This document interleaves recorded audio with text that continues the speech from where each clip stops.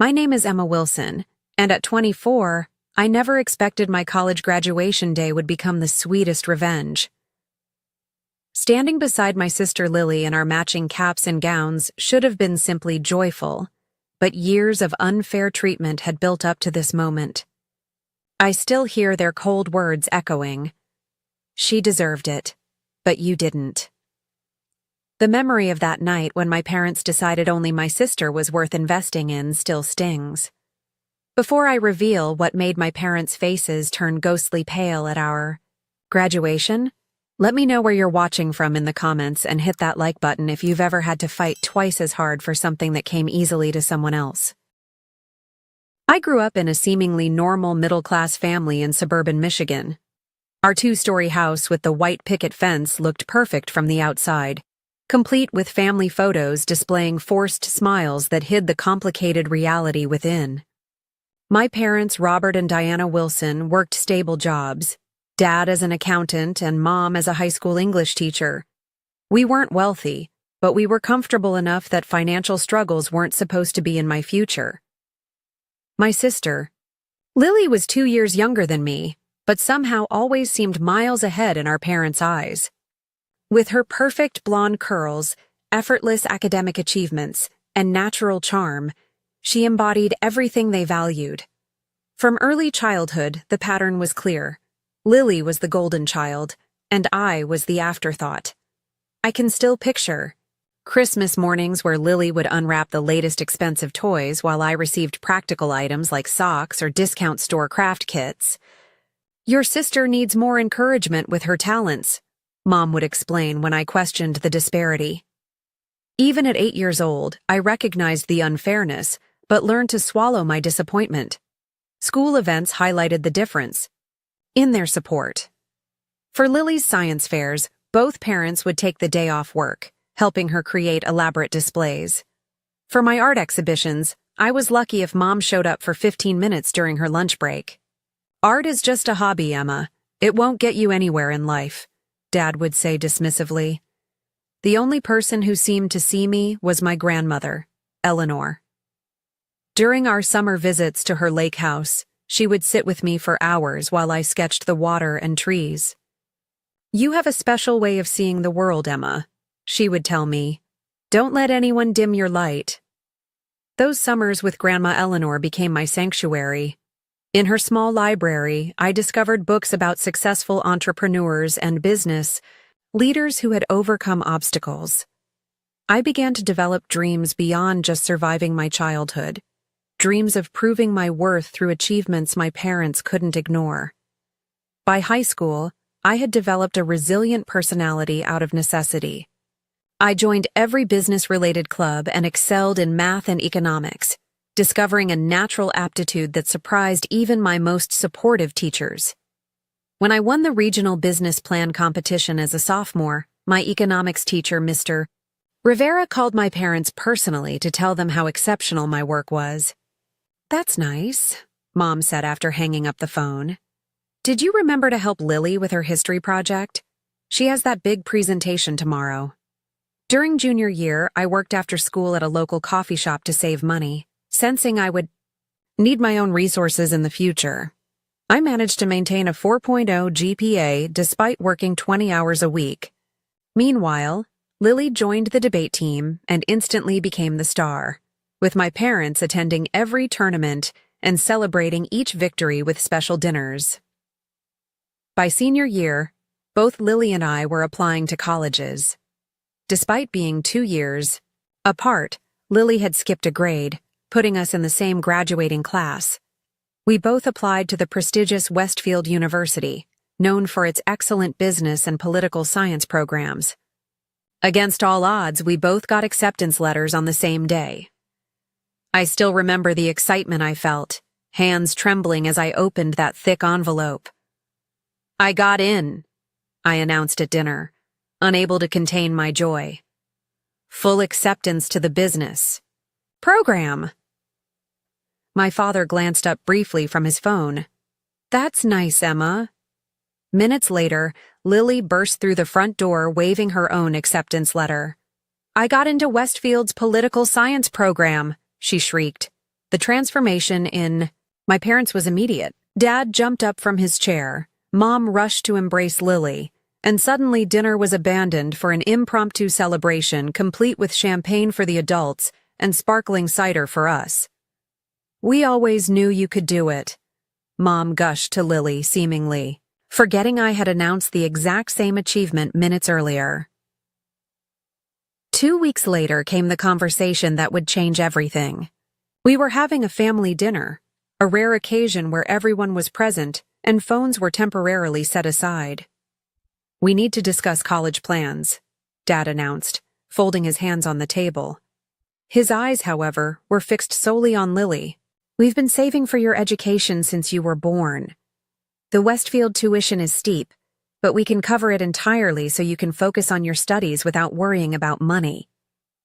Lily beamed with pride while I waited for my turn, assuming they had saved for both of us. The silence stretched uncomfortably until I finally spoke up. "What about my tuition?" I asked quietly. The room temperature seemed to drop several degrees as my parents exchanged uncomfortable glances.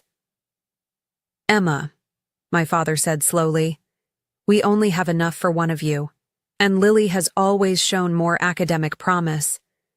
We believe investing in her education will yield better returns."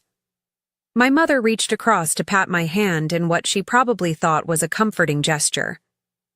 "You've always been more independent anyway. You can take out loans, or maybe consider a community college first." The words that followed burned themselves into my memory. "She deserved it, but you didn't." I stared at them, unable to process the depth of their betrayal. Years of smaller rejections had somehow not prepared me for this ultimate dismissal of my worth. In that moment, the thin threads holding our family together in my mind snapped completely. That night, after the devastating dinner announcement, I locked myself in my bedroom and allowed the tears I'd been holding back to finally fall. The unfairness crushed me. 17 years of trying to earn my parents' approval culminating in this ultimate rejection. My 4.0 GPA, business competition wins, and acceptance to a prestigious university meant nothing to them. I had never been enough, and apparently I never would be. The next morning, puffy-eyed and exhausted, I confronted my parents in the kitchen before school. "How could you have saved college money for Lily but not for me?" I asked, my voice breaking, despite my attempts to stay composed. Mom sighed as she stirred her coffee. "Emma, it's not that simple. We had to make practical decisions with our limited resources." "But I have better grades than Lily," I countered. "I've been working part-time for 2 years while maintaining perfect academics.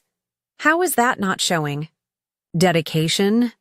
Dad closed his newspaper with a sharp snap. "Your sister has always been dedicated to academics. You've been too distracted with other activities and that job of yours. Besides, Lily has a clear career path. Your business ideas are risky at best." "You never even asked about my plans," I whispered. "Look," Mom interjected, "we can help you fill out loan applications.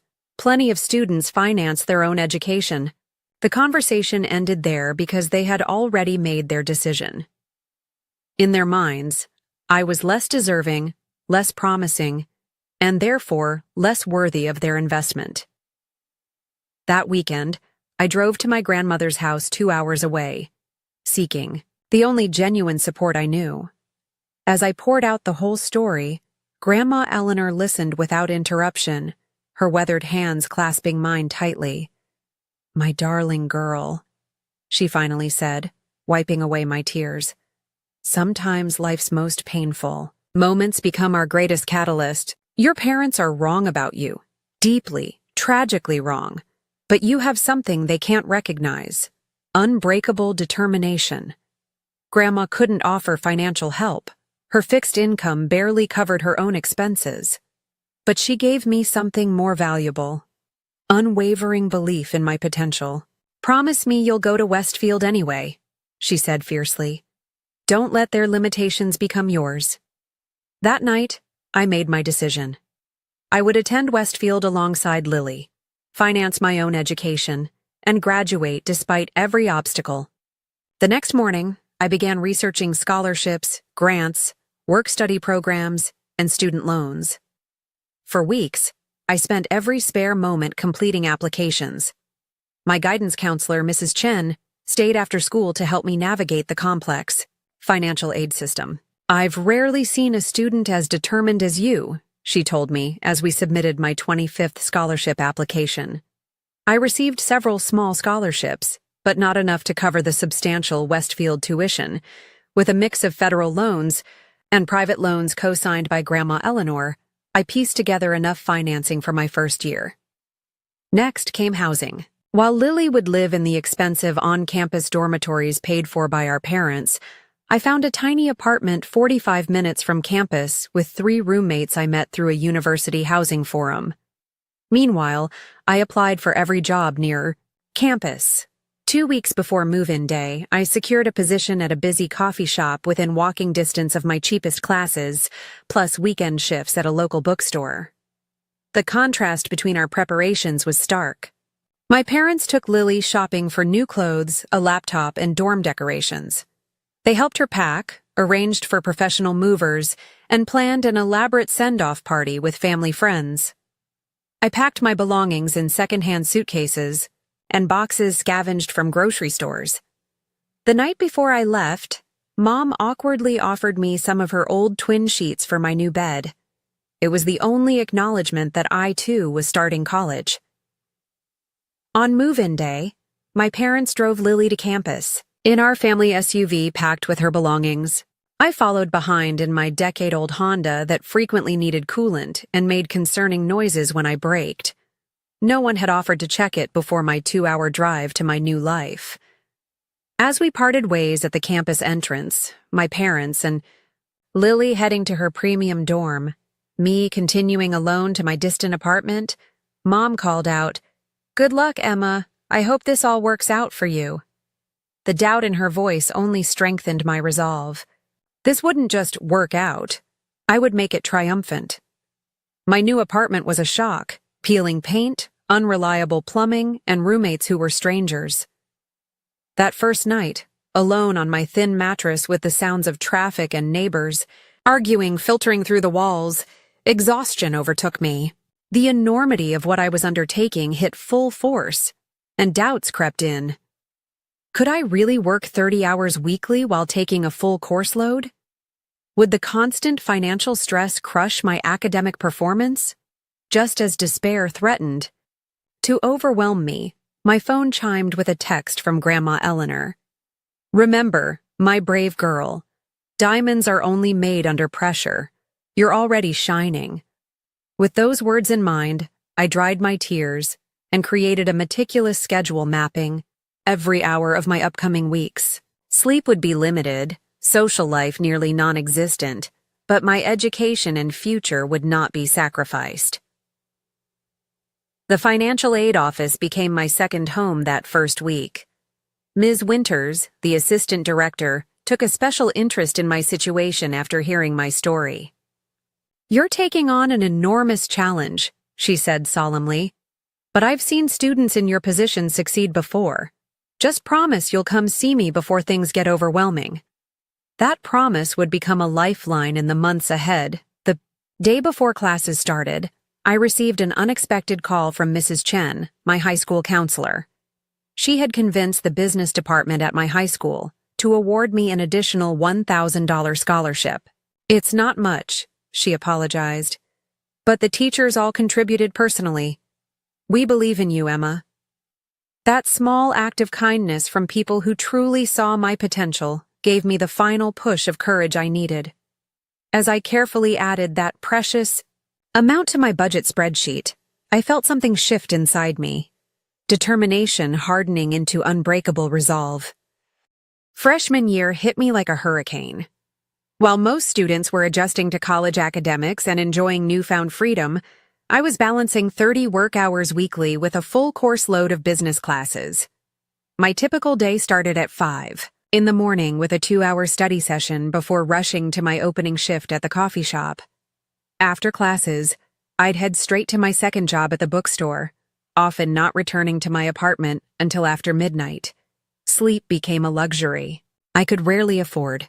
I learned to do readings during my commute, complete assignments during lunch breaks, and record lectures to listen to while cleaning the coffee machines.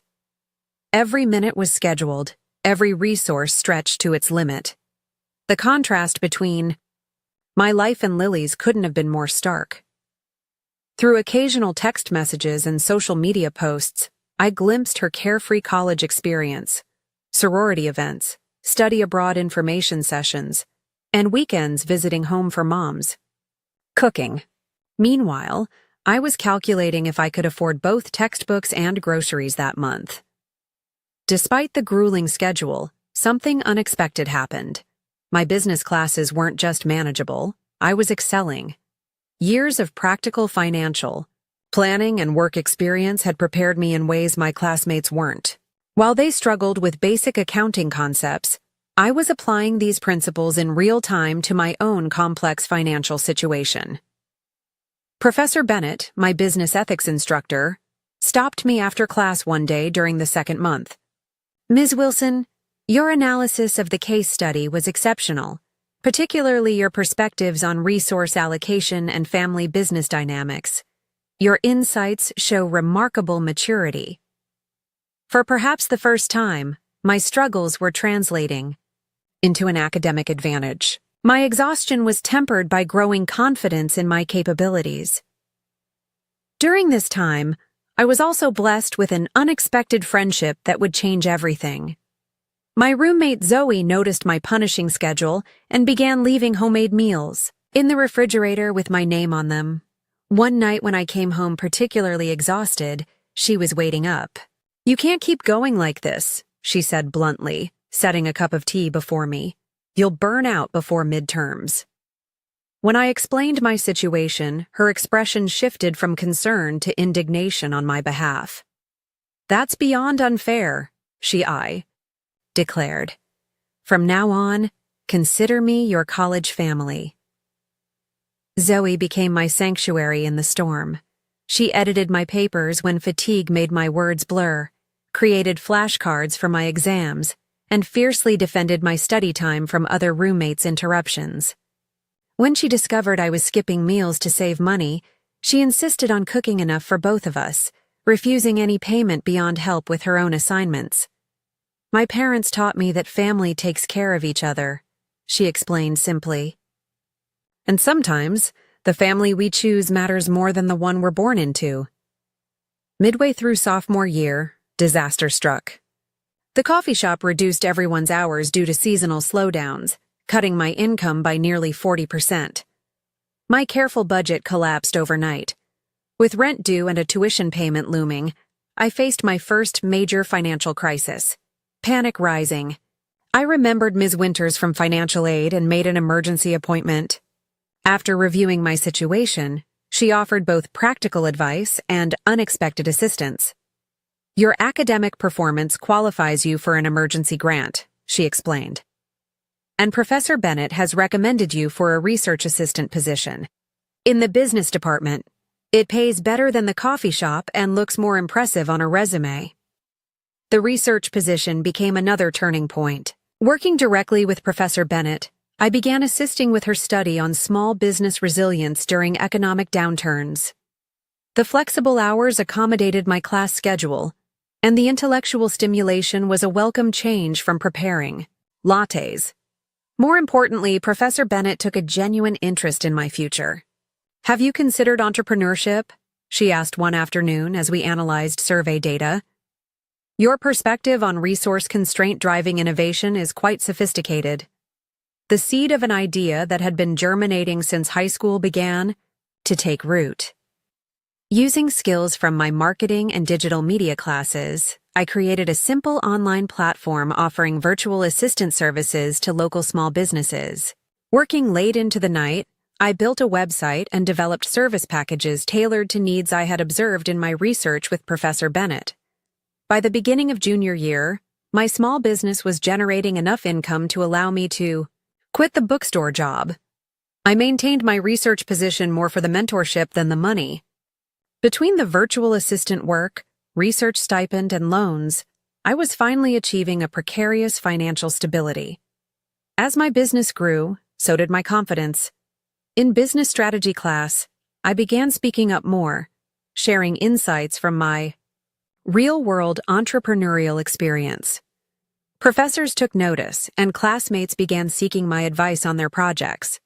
The girl who once felt invisible was becoming a respected voice in the department. Meanwhile, Lily and I maintained a cordial but distant relationship. She would occasionally invite me to sorority events or campus activities, which I nearly always declined due to work commitments.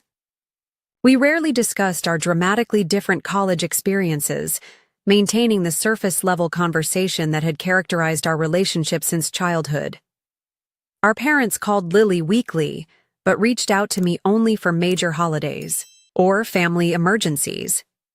During one Thanksgiving break when I couldn't afford the trip home, Mom texted, "We miss you at dinner, but we understand you're busy with your projects." The ellipsis spoke volumes about how they viewed my choices. Despite their continued dismissal, my academic performance was becoming impossible to ignore. I made the dean's list every semester, received departmental awards, and was invited to present at a regional business conference. Each achievement strengthened my determination to prove my path was just as valid as Lily's, perhaps even more so. By the end of junior year, my virtual assistant business had evolved into a proper digital marketing agency serving clients across the state. I hired 2 fellow business students as part-time associates, turning theoretical classroom knowledge into practical business growth. The business not only covered my living expenses but generated enough profit to start repaying some of my smaller loans early. Professor Bennett nominated me for the prestigious Entrepreneurial Excellence Scholarship, which covered my entire senior year tuition. "You've earned this through extraordinary effort," she told me when I received the award. "Your story exemplifies the very entrepreneurial spirit this university was founded upon." For the first time since starting college, I felt the crushing weight of financial insecurity begin to lift. The future I had glimpsed in those books at Grandma Eleanor's house was materializing through my own determined efforts. What I didn't realize was that my success story was becoming quietly famous within the business department.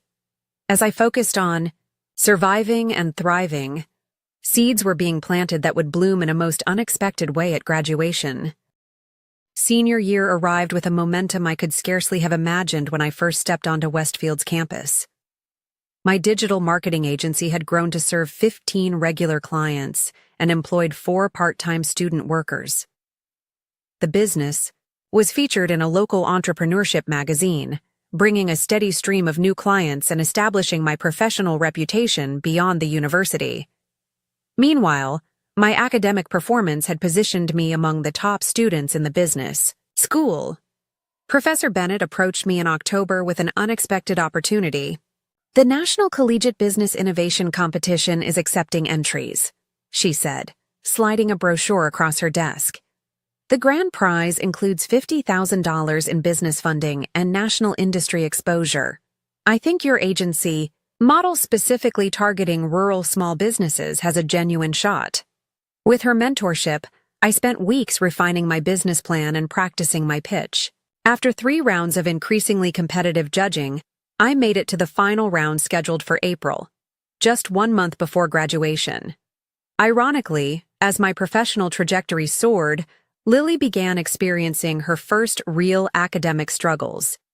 The political science program's demanding senior thesis requirements exposed gaps in her research skills and work ethic. Years of coasting on natural talent and parental support had left her ill-prepared for this genuine challenge. One Tuesday evening in November, I received an unexpected knock on my apartment door. Opening it revealed a teary-eyed Lily clutching her laptop and a stack of research papers.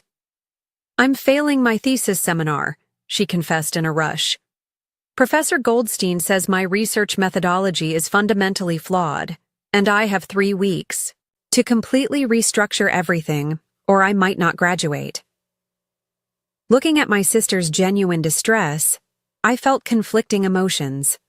Part of me, the hurt, resentful part, thought this was karmic justice for years of preferential treatment. But another part recognized this moment as an opportunity to rise above the pain of our past. "Come in," I said, stepping aside. "Let's take a look." That night became the first of many study sessions.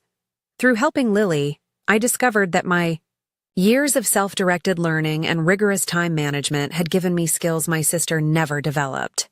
My research experience with Professor Bennett proved invaluable as I guided Lily through proper academic methodology. As we worked together, something unexpected happened. We began to talk, really talk, for perhaps the first time in our lives. "How? Do you do it all?" Lily asked one night as we took a break. "Your business, perfect grades, research position. I can barely manage my coursework with nothing else on my plate." I explained my punishing schedule, the financial pressures, and the constant calculations required to stay afloat. Lily listened with growing horror. "I had no idea," she whispered.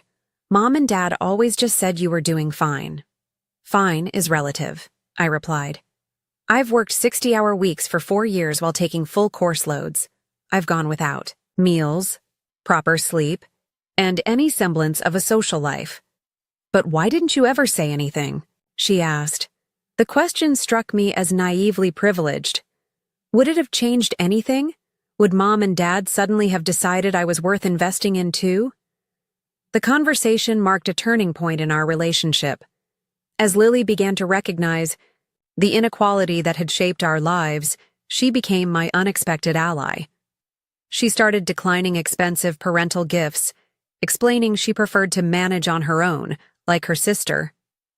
By January, our weekly study sessions had become a genuine connection. Lily's thesis was back on track, and she had begun to develop a new appreciation for the discipline and perseverance she'd always lacked. Meanwhile, my own senior project had attracted attention from the university administration. Dean Rodriguez, head of the business school, invited me to her office in February. "Your journey at Westfield has been extraordinary," she began. "From financing your own education to building a successful business while maintaining academic excellence, it's precisely the kind of success story we want to highlight." She explained that the university selected one exceptional student annually to deliver a short address at graduation. "We would like you to consider representing the business school this year," she said. "Your story embodies the entrepreneurial spirit and determination we aim to instill in all our graduates." The opportunity to speak at graduation, to publicly claim my achievements before my parents and the entire university community, felt like the culmination of everything I had worked toward. I accepted immediately. What I didn't know was that Dean Rodriguez had more planned than just a student address. The details would remain confidential until the ceremony itself. As April approached, the business competition became my focus. My presentation to the judges incorporated everything I had learned about resilience, resource optimization, and creating value from constraint. When the panel announced my victory, I felt a validation that transcended the prize money and publicity. I had transformed my greatest challenges into my competitive advantage. The university newspaper ran a front-page story about my win, featuring a photo of me accepting the oversized check and trophy. I sent a copy to Grandma Eleanor, who called me sobbing with pride. "I always knew you were extraordinary," she said. "Now everyone else knows it too." My parents, notably, did not mention the article or the award. Their silence had long since ceased to surprise me. 2 weeks before graduation, our parents arrived in town to help Lily prepare. They rented a large house for the extended family coming to celebrate and planned an elaborate party for after the key ceremony. I received a perfunctory invitation that made clear I was an afterthought. "We assumed you'd be busy with work," Mom explained when I mentioned being excluded from the family dinner the night before graduation. "But you're welcome to join if you can make it." The dismissal stung, but less sharply than it once would have. My worth was no longer tied to their recognition. The day before graduation, Grandma Eleanor arrived with a special gift, a custom graduation stole embroidered with words that had sustained me through the darkest times. Diamonds are made under pressure. Wear this proudly, she said, eyes shining. You've earned every thread. That evening, during the graduation rehearsal, Dean Rodriguez pulled me aside with a conspiratorial smile. Everything is arranged for tomorrow, she said. Just be prepared for a slightly extended introduction before your speech. When I asked what she meant, she merely winked. Some surprises are worth waiting for. Later that night, the extended family gathered for dinner at an upscale restaurant downtown. Aunts, uncles, cousins, and grandparents crowded around tables pushed together to accommodate everyone. My parents held court at the center, regaling everyone with stories of Lily's accomplishments and post-graduation plans. My mother's brother, Uncle Jack, eventually interrupted. What about Emma? I heard she won some big business competition. Father waved dismissively. Oh, Emma's been busy with her little side projects. Very entrepreneurial, our Emma.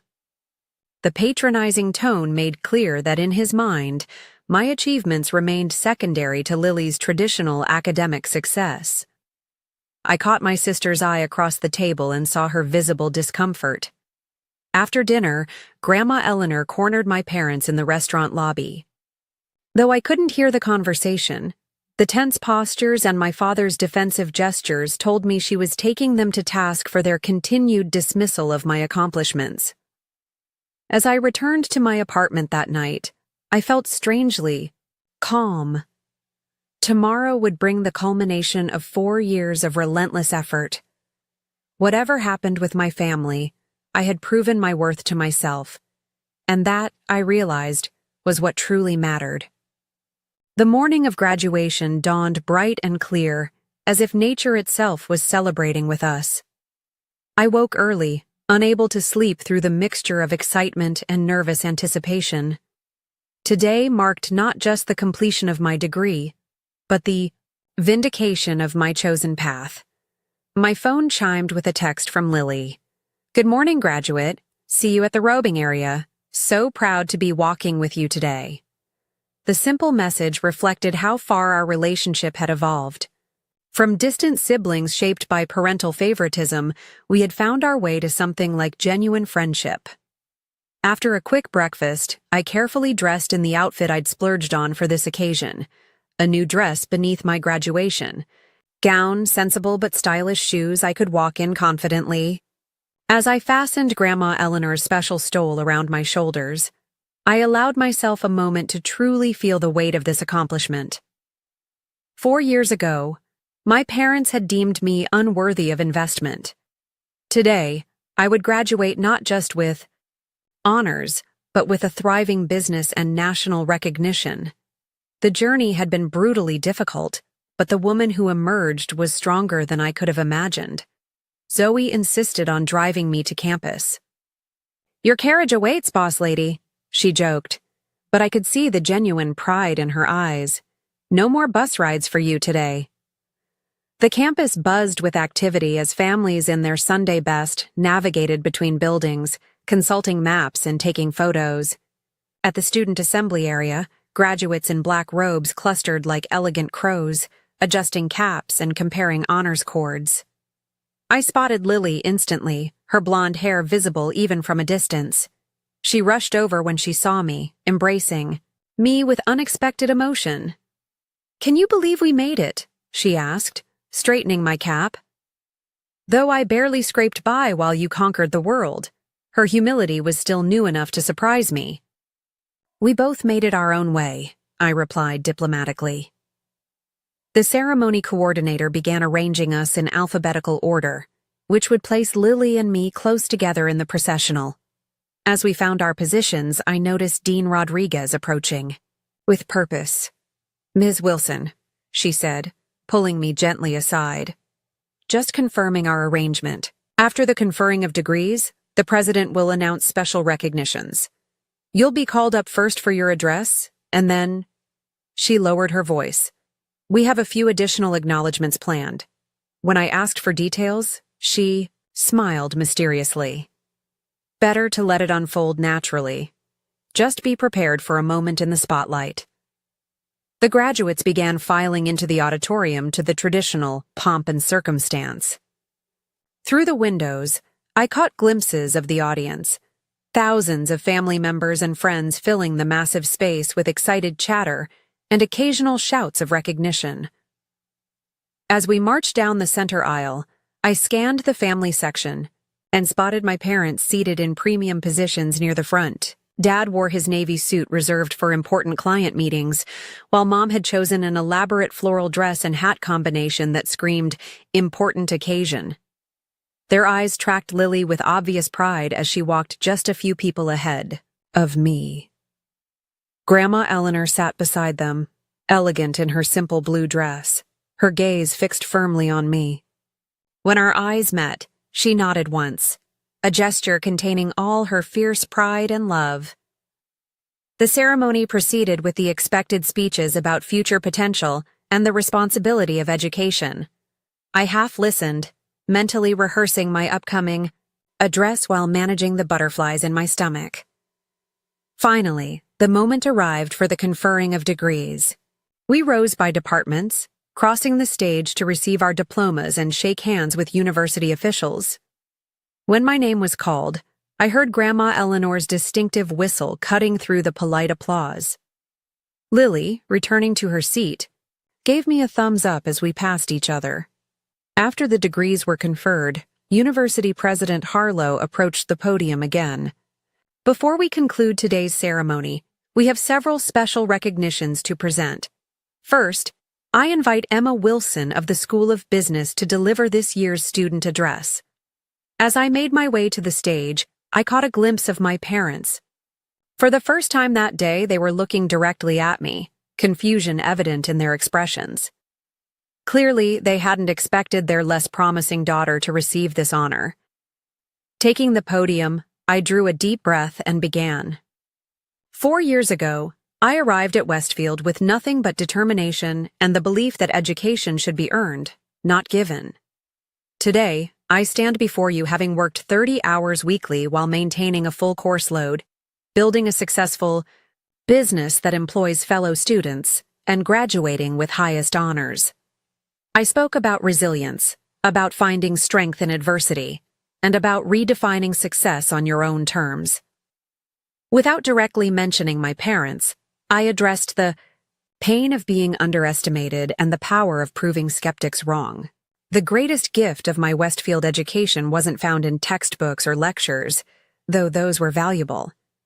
It was discovering that limitations placed upon us by others need not become our own limitations. Each of us has the capacity to transcend expectations and create our own definitions of success. As I concluded my speech to enthusiastic applause, President Harlow returned to the microphone. What happened next would forever change the dynamics of my family. Thank you, Ms. Wilson, for those inspiring words. And now, I have the distinct pleasure of announcing several special recognitions that exemplify the excellence we strive for. At Westfield. He paused dramatically, glancing down at his notes. First, the faculty of the School of Business has unanimously selected Emma Wilson as this year's valedictorian, graduating with a perfect 4.0 GPA while simultaneously building a business now valued at over 6 figures. A murmur of appreciation rippled through the crowd. I stood frozen beside the podium, not having expected this public acknowledgement. Additionally, the president continued, Ms. Wilson is this year's winner of the National Collegiate Business Innovation Competition, bringing unprecedented recognition to our university's entrepreneurship program. The audience's applause grew stronger. I dared a glance toward my parents and saw their expressions shifting from confusion to shock. What many of you may not know, President Harlow went on, his voice carrying clearly through the silent auditorium, is that Ms. Wilson accomplished these extraordinary achievements while fully self-financing her education, working multiple jobs, building her business, and maintaining academic excellence without any family financial support. The revelation sent a visible ripple through the audience. Parents looked at each other with expressions ranging from disbelief to admiration. In recognition of her extraordinary journey, I am pleased to announce that Ms. Wilson has been offered a position with Alexander Global Consulting, one of the nation's premier business strategy firms. Furthermore, her entrepreneurial journey will be featured in next month's edition of Business Innovation magazine as their cover story on rising entrepreneurial talent. The audience erupted in a standing ovation. Through the thunderous applause, I watched as my parents' faces drained of color, their expressions morphing from shock to something approaching horror as they realized everyone now knew they had refused to support the daughter being celebrated as the university's most outstanding graduate. Lily stood among the graduates, clapping wildly with tears streaming down her face. Grandma Eleanor remained seated only because her arthritic knees wouldn't allow her to stand quickly, but her proud smile could have lit the entire auditorium. As the applause finally quieted, President Harlow made one final announcement. In honor of Ms. Wilson's extraordinary example, the University Board has established the Emma Wilson Resilience Scholarship, providing financial assistance to students demonstrating exceptional determination in overcoming obstacles to their education. The symbolic victory was complete. Not only had I succeeded despite my parents' lack of faith, but my name would be permanently associated with supporting others facing similar challenges. As I returned to my seat amidst continued applause, Lily grabbed my hand and squeezed it tightly. "You are amazing," she whispered fiercely. "And they were so wrong about you." The remainder of the ceremony passed in a blur. When it concluded, graduates scattered to find their families among the dispersing crowd. I saw my parents standing, awkwardly with Grandma Eleanor, their usual confident postures replaced by uncomfortable stiffness. Several professors and classmates stopped me to offer congratulations, delaying my approach to the family gathering. When I finally reached them, my father attempted a jovial tone that rang hollowly against the tension. "Well, this was quite a surprise," he said, his smile not reaching his eyes. "You've been holding out on us, Emma." The casual dismissal of all, my hard work, as if I'd merely been keeping secrets rather than struggling while they ignored me, might once have devastated me. Now, it barely registered. "Not at all," I replied coolly. "I've been exactly who I've always been. You just weren't paying attention." Before they could respond, Lily stepped forward and put her arm around my shoulders in a clear display of solidarity. "Everyone's talking about Emma's speech and accomplishments," she announced loudly enough for nearby families to hear.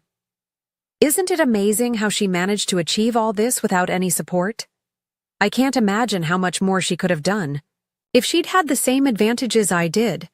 Our mother flinched visibly at the public acknowledgement of their favoritism. Nearby, Uncle Jack and several other relatives watched the interaction with newly critical eyes. "Perhaps we should continue this conversation at home," Dad suggested tersely, clearly uncomfortable with the public scrutiny. "Actually," I replied, "I have a celebration with my business team and mentors this afternoon. They've been my real support system these past 4 years, and I wouldn't miss it for anything." Grandma Eleanor stepped forward then, taking my hand, in her gnarled one. "I'm coming with you," she declared. "I want to meet these wonderful people who recognized what your own parents couldn't see." The blunt statement hung in the air between us. For perhaps the first time, I saw genuine regret flash across my mother's face. "We're very proud of you, of course," she attempted weakly. "Thank you," I replied with dignified grace. "But I've learned that external validation isn't necessary for success. Today isn't about gaining your approval, it's about celebrating the journey I made without it." As Grandma Eleanor and I turned to leave, Lily made a quick decision. "I'm coming too," she announced, stepping away from our parents to join us. The sight of their 2 daughters walking away, both having outgrown the constraints of their expectations in different ways, left my parents standing alone amidst the celebrating families. their carefully constructed narratives about their children visibly crumbling before the undeniable truth. The scene at the post-graduation celebration in the business school atrium could not have been more different from the tense family interaction earlier. Professor Bennett had arranged an elegant reception for faculty, outstanding graduates, and industry partners. Crystal punch bowls, elegant hors d'oeuvres, and congratulatory banners created a genuinely celebratory atmosphere. Lily looked around with wide eyes as we entered. "This is so different from the political science reception," she whispered. "Everyone seems to actually know each other." "The business department became my home," I explained. "These people saw me, really saw me, when our parents couldn't." Zoe rushed over immediately, engulfing me in a tight hug before introducing herself to Grandma Eleanor and Lily. "I've heard so much about both of you," she said warmly. "The supportive grandmother and the sister who finally woke up." Lily blushed but accepted the gentle teasing good-naturedly. "Better late than never, I hope."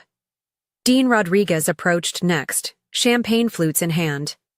"The woman of the hour," she beamed, passing around the glasses. "And this must be the grandmother, who believed in you from the beginning." As they chatted, I watched Lily observing this network of supporters I'd built, people who valued me for my actual accomplishments rather than some preconceived notion of potential.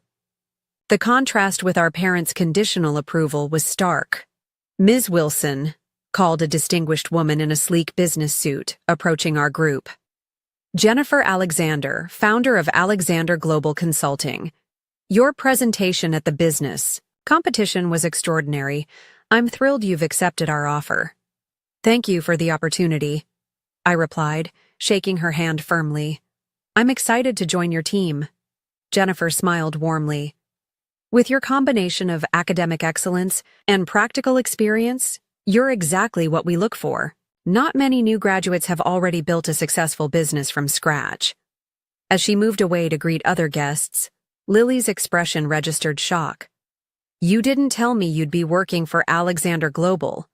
That's one of the most prestigious consulting firms in the country." I smiled modestly. "It happened quickly after the competition. The salary is significant." "More than Dad makes, I'd guess," Lily said thoughtfully. The celebration continued with speeches from faculty and presentations of departmental awards. I received the Outstanding Entrepreneurship Award, presented by Professor Bennett with tears in her eyes as she recounted my journey from determined freshman to business owner and department star.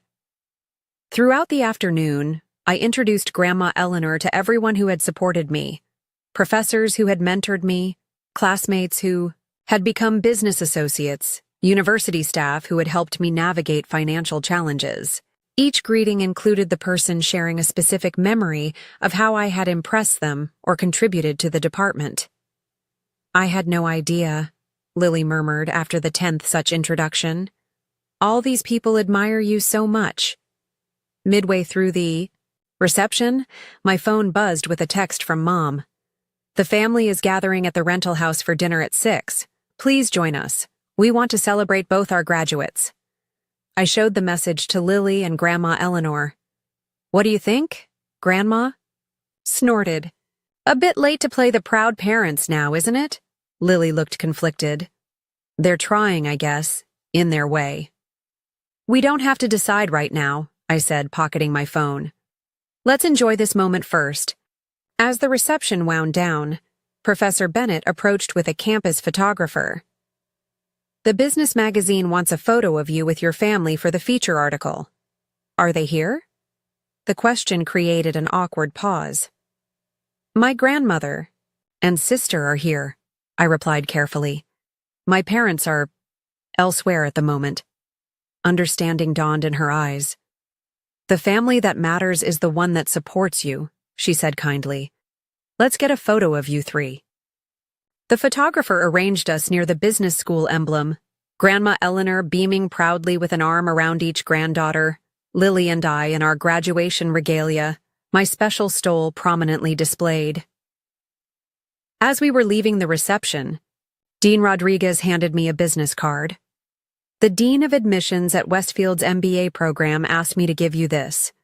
They're very interested in discussing a full scholarship if you decide to continue your education while working. The opportunities continuing to unfold before me stood in stark contrast to what my parents had once envisioned, or failed to envision, for my future. Should we go to the family dinner? I asked as we walked to Zoe's car. Grandma Eleanor took my hand. That decision is entirely yours, my dear. You owe them nothing.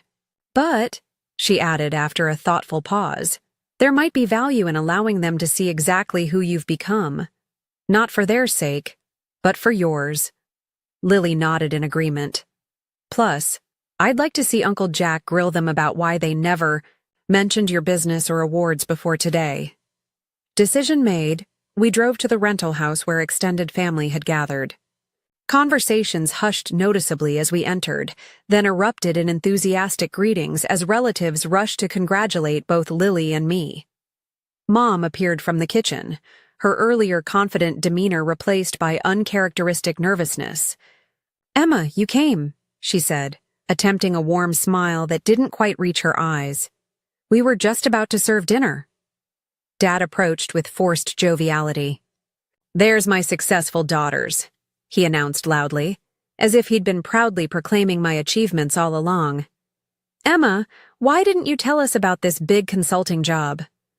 The audacity of his question, after years of disinterest in my activities, momentarily stunned me into silence. Before I could respond, Uncle Jack interjected, "Probably because you haven't asked about her plans once in the past 4 years, Robert," he said bluntly. "At least not in any family gathering I've attended." An uncomfortable silence fell over the room. Dad's face flushed with a mixture of embarrassment and anger. "We've always supported both our daughters," he insisted defensively. "Financially?" Aunt Susan asked innocently. Because the university president seemed pretty clear about Emma putting herself through school while building a business. My mother jumped in quickly. We had limited resources and had to make difficult choices. Emma has always been very independent. Independent by necessity, not by choice, Grandma Eleanor corrected sharply. "Let's not rewrite history now that her success has become inconvenient to your narrative." The tension in the room was palpable. Cousins exchanged uncomfortable glances while my parents struggled to maintain their composure under this unexpected family scrutiny. Lily, surprising everyone, spoke up clearly. "Mom, Dad, I think it's time to acknowledge the truth. You favored me from childhood. You invested everything in me and nothing in Emma. You were wrong about her potential, and today everyone saw that." Mom's eyes filled with tears, whether from genuine remorse or embarrassment at being called out so publicly was difficult to determine. "We never meant to," she began weakly. "Impact matters more than intent," I interjected calmly. "Your choices shaped my reality regardless of what you meant to do." Dad, unaccustomed to having his authority questioned, attempted to regain control of the situation. "This is hardly the time for family laundry. We're here to celebrate." "Yes," agreed Aunt Susan pointedly. "We're celebrating Emma's extraordinary achievements accomplished entirely without your support." Rather remarkable topic for a family gathering, wouldn't you say? The family dinner proceeded with strained conversation. My relatives, seeing me through new eyes, directed questions about my business and career plans. With each accomplishment I described, my parents' discomfort visibly increased as the magnitude of what they had dismissed became clearer. By the time dessert was served, the family dynamics had shifted noticeably. Where my parents had always been the authoritative center of family gatherings, their judgment now stood questioned. The daughter they had deemed less worthy had proven herself exceptional by any objective measure, undermining their credibility entirely. As the evening concluded, relatives departed with warm congratulations and, in several cases, business cards and offers of professional connections. The extended family's recognition and support, though belated, felt genuinely validating. When only immediate family remained, Dad attempted a conciliatory gesture. "Emma, your mother and I have been discussing, and we'd like to help you with the security deposit on an apartment near your new job, as a graduation gift." The offer, so small compared to 4 years of tuition they had provided Lily, would once have meant everything to me. Now, it felt almost offensive in its inadequacy. "Thank you, but that won't be necessary," I replied evenly. "My starting salary at Alexander Global will be $90,000 annually, plus performance bonuses. My housing is quite secure." The figure, substantially more than my father currently earned, landed like a physical blow. His expression cycled through shock, disbelief, and finally a grudging recognition that the daughter he had dismissed had surpassed his own achievements. "Well," he said finally, struggling to maintain composure, "you've certainly proven yourself capable." "Yes," I agreed simply. "I have. Not that I needed to prove anything to anyone but myself." As we prepared to leave, Lily pulled me aside. "I'm staying with Grandma Eleanor for a few days before moving to my new apartment. Would you want to join us? Like a mini family vacation with the family members who actually matter?" The suggestion, so simple yet so profound in its reorganization of family bonds, brought unexpected tears to my eyes. "I'd love that," I whispered. As we departed, leaving my parents standing uncertainly in the doorway of their rented showcase house, I felt centuries of weight lifting from my shoulders. Their approval, so desperately sought for most of my life, had become irrelevant in the face of my own verified worth. The family I was choosing, Grandma Eleanor, Lily, Zoe, my mentors and supporters, was the one that had seen my value all along. And that recognition meant infinitely more than belated acknowledgement from those who had refused to see until it became impossible to deny. The weeks following graduation brought a whirlwind of changes. I moved into a comfortable apartment near the Alexander Global offices, using part of my competition winnings for the security deposit and furnishings. My small business continued, operating under the management of my student team, now properly employed with fair wages and flexible schedules accommodating their studies. Meanwhile, the promised magazine feature was published, complete with the photo of Grandma Eleanor, Lily, and me at graduation. The article detailed my journey from self-financing freshman to award-winning entrepreneur and consulting hire, positioning my story as an example of determination overcoming obstacles. I sent copies to Professor Bennett, Dean Rodriguez, and everyone else who had supported me along the way. My relationship with my parents entered uncertain territory. 2 weeks after graduation, they requested a Sunday lunch meeting at a neutral restaurant location. The conversation was awkward, but represented their first genuine attempt to reconcile.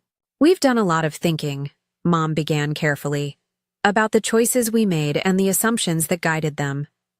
Dad, less comfortable with emotional conversations, added stiffly, "We may have misjudged your potential."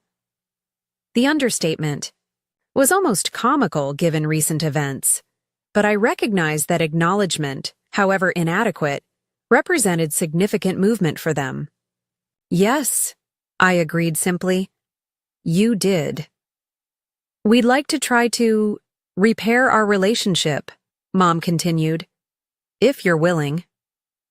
I considered their request thoughtfully. The wounded child in me wanted to reject them outright, to inflict the same pain of dismissal I had felt for years. But the woman I had become recognized that continuing that cycle would only extend the damage. "I'm open to developing a new relationship," I said finally, "but it would need to be just that. New. Built on who I actually am, not who you thought I was or wished I would be." "That seems fair," Dad conceded, his typical confidence notably subdued. "And it would require acknowledgement that what happened wasn't just a misunderstanding or an unfortunate circumstance. It was favoritism that caused real harm." This requirement clearly made them uncomfortable, but after exchanging glances, they nodded. We did favor Lily, Mom admitted quietly. We saw her as the safer investment because she fit our expectations of success. We were wrong, and our mistake hurt you deeply.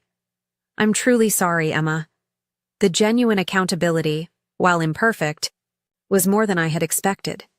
It opened a door to possible reconciliation, though the path forward would be neither quick nor easy. Over the summer, I began my position at Alexander Global while maintaining regular contact with Lily and Grandma Eleanor. Lily had secured an entry-level position with a nonprofit organization focused on educational equity, a career choice seemingly influenced by her new awareness of privilege and opportunity gaps. I keep thinking about how different our paths were, she confessed during one of our weekly sister dinners. And how many other students face the obstacles you did, but without your exceptional drive to overcome them. Her growing social consciousness pleased me more than any apology could have. My sister was evolving beyond the golden child identity our parents had constructed for her, developing genuine empathy and purpose. By autumn, I had settled into a productive rhythm with my consulting work while continuing to oversee the digital marketing agency. My first performance review brought praise from senior partners and an unexpected bonus. Financial security, that elusive condition I had chased for years, was finally mine. During a weekend visit to Grandma Eleanor's lake house, she presented me with a small wooden box while we sat on her porch watching the sunset. I've been saving this for the right moment, she explained. Inside was a delicate silver bracelet. This was given to me by my grandmother when I finished school, she said. She told me it was a reminder that a woman's worth comes from within, not from others' assessment. I've held it all these years for a granddaughter who would truly understand its significance. As she fastened it around my wrist, she added, "Your journey has been harder than it should have been, Emma. But the woman you've become through that struggle is extraordinary in ways an easier path might never have revealed." Her words crystallized something I had been feeling but struggling to articulate. That while the unfairness I experienced wasn't justified, the strengths developed through that adversity had become integral to my identity and success. On the 1-year anniversary of graduation, I used a portion of my savings and business profits to establish the first-generation achievement scholarship at Westfield University. Unlike traditional scholarships focused solely on academic metrics, this fund specifically supported students demonstrating extraordinary determination in overcoming family or financial obstacles. The selection committee should consider not just where students are, but what they've overcome to get there, I instructed when finalizing the endowment details. The first recipient, a young woman working 2 jobs while studying accounting and caring for her younger siblings, reminded me powerfully of myself. The difference was that now she would have the support I had lacked. My parents, gradually earning limited trust through consistent effort, attended the scholarship announcement ceremony.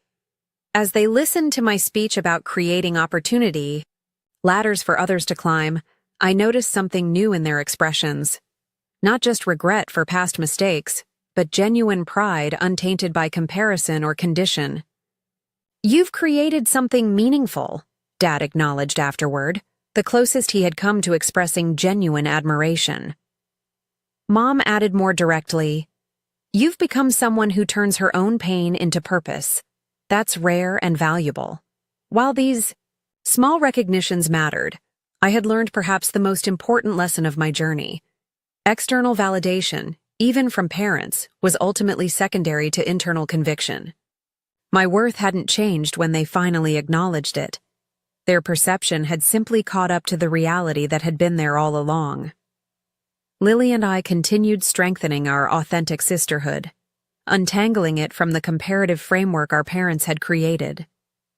During a Saturday hiking trip, she asked the question that had clearly been on her mind for some time. "Do you think you'll ever fully forgive them?" I considered this carefully as we reached a scenic overlook. "Forgiveness isn't a single decision," I replied finally. "It's an ongoing process of releasing the expectation that the past could have been different." I don't think I'll ever forget being told I wasn't worth investing in, I continued honestly. But I'm working toward not letting that moment define my relationship with them going forward.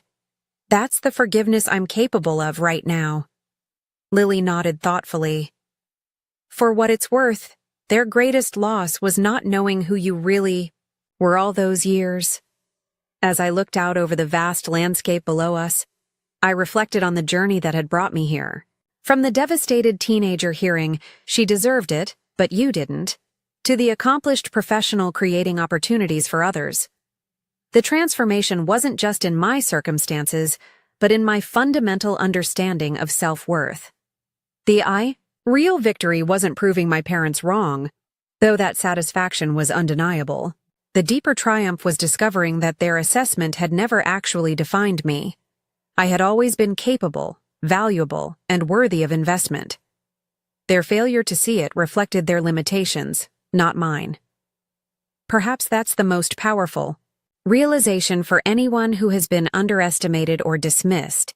Your value exists independently of others' ability to recognize it. The opinions that limited you speak to the imagination deficits of others, not to your inherent potential.